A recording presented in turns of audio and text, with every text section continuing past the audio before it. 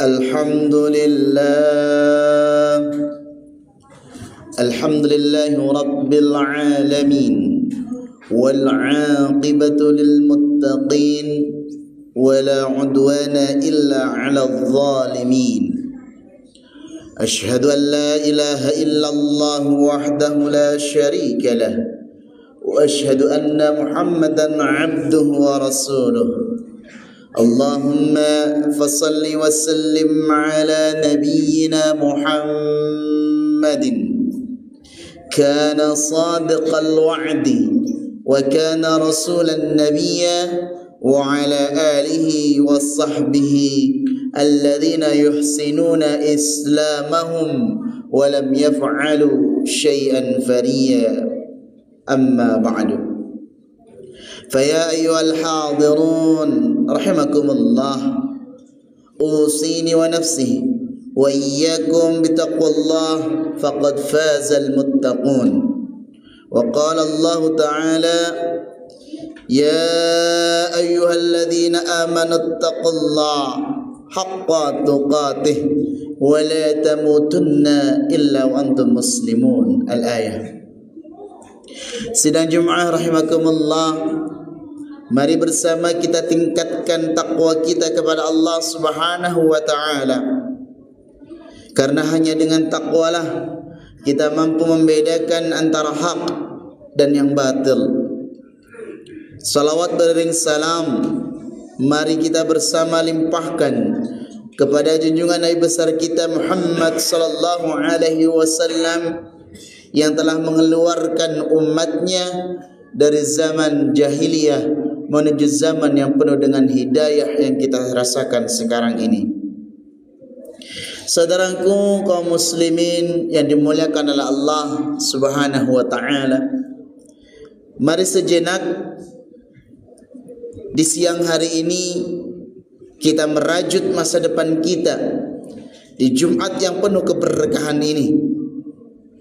Mari kita sama-sama belajar dari seekor burung yang kita sama-sama mengetahui ia memiliki volume otak yang kecil, kedua kaki yang lemah, serta paruh yang rapuh. Tetapi dengan kehendak Allah Azza wa Jalla, seekor burung mampu membuat sarang dengan rancangan arsitektur yang penuh perhitungan dan cermat. Salah satu jenis mereka yang membuat sarang dengan fantastis adalah burung ovenbird. Karena mereka membuatnya dari tanah liat yang membentuk seperti sebuah gua. Burung ini rela berjerih payah selama 1 bulan lamanya menata bagian demi bagian tanah liat sebanyak yang ia sanggup capitan paruhnya. Entahlah bagaimana seekor hewan kecil seperti ini bisa berjiwa besar perlahan. Kalau ibarat manusia membangun rumah, ia bersabar dengan pondasinya. Tetapi dengan kemampuan manusia, ia punya otak dan akal. Ia bisa mempercepat bangunan itu dengan mudah. Tetapi bagaimana dengan seekor burung yang diberikan ilham oleh Allah Subhanahu wa ta'ala, hanya dengan paruhnya yang rapuh, ia mengangkat demi membuat sarang dari tanah liat tersebut. Burung ovenbird. Ia berjiwa besar, sabar, tekun, siap untuk jerih payah demi mereka memiliki kehidupan yang nyaman di masa depan dalam sebuah sarang yang teduh, tidak kepanasan dan tidak kehujanan, nyaman untuk anak-anaknya dan lain sebagainya. Sebaliknya dengan kita, kemanakah kesabaran dan ketekunan kita saat membicarakan masa depan? Padahal kita telah hafal ayatnya bahwa masa depan itu jauh lebih penting. Ya ayyuhalladzina amanu taqullah wal tanzur nafsum ma qaddamat lighad. Wahai orang-orang yang beriman, lihatlah hari esok. Bertakwalah kepada Allah dan hendaklah setiap diri memperhatikan apa yang telah terbuat di masa depan. Wal tanzur nafsum ma qaddamat lighad wattaqullaha innallaha khabirum bima ta'malun. Selanjutnya rahimakumullah, kita lihat di media sosial kita, di televisi kita, banyak orang yang putus asa dengan masa depannya. Bahkan ia rela membunuh keturunannya sendiri karena putus asa karena masa depannya. Ia tidak sabar, tidak tekun. Dan mungkin ayat ini sirna dalam ingatannya. Kemanakah orang yang rela berjerih payah demi masa depan? Atau jerih payah hanya mata uang yang berlaku untuk pengejar dunia saja dan tidak laku bagi para perindu masa depan? Alangkah anehnya manusia yang menduga bahwa kehidupan yang nyaman di masa depan dalam surga yang teduh bisa diraih dengan santai-santai dan bermalas-malasan.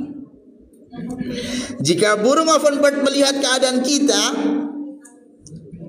apa kira-kira kicauan mereka melihat tingkah kita yang menggelikan ini? Bersantai ria untuk meraih surga Allah, sementara ia untuk membangun sebuah bangunan kokoh, teduh, rela, jerih payah. Saudaraku, lalu bagaimana cara meraih masa depan yang mapan? Kita berkaca, mengambil ibrah dari burung yang kecil itu. Merajut masa depan, semakin capek maka semakin banyak bersujud dan merengek kepada Allah Subhanahu wa ta'ala, bukan kepada makhluk Allah. Seandainya kita marah-marah yang tidak jelas, mengungkit hal yang sudah selesai, ini tidak akan menjadi solusi, tidak akan membawa masa depan yang indah. Adapun yang kita rasakan, terima dan akui, jangan menolak, karena semua rasa datangnya dari Allah, maka kembalikan kepada Allah dengan salat dan berdoa. Biarkan Allah yang membalasnya, biarkan Allah yang mengubahnya atau mengubah perasaan kita.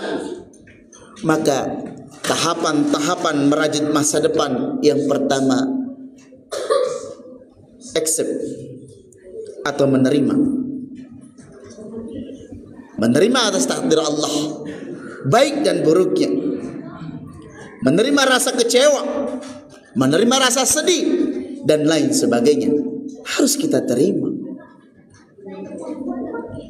Yang kedua,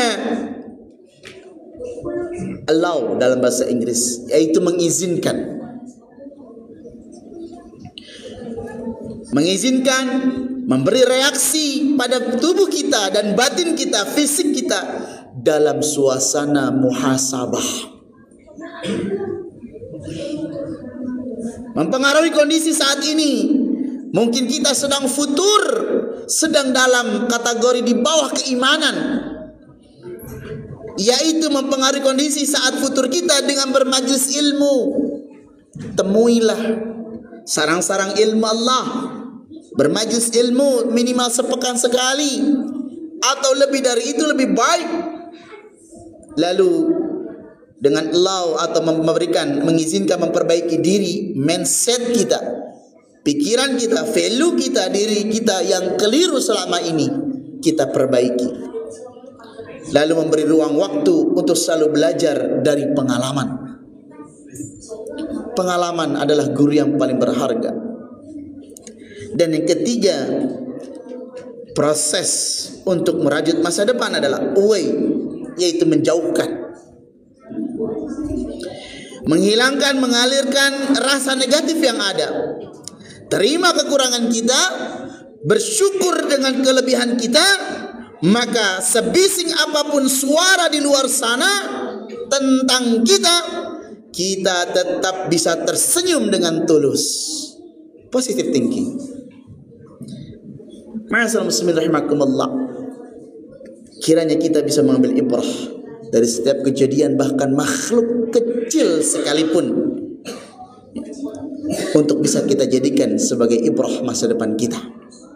Semoga nasihat di siang hari ini bermanfaat, sehingga kita menjadi pribadi-pribadi bertakwa dan mampu merajut masa depan dengan mapan.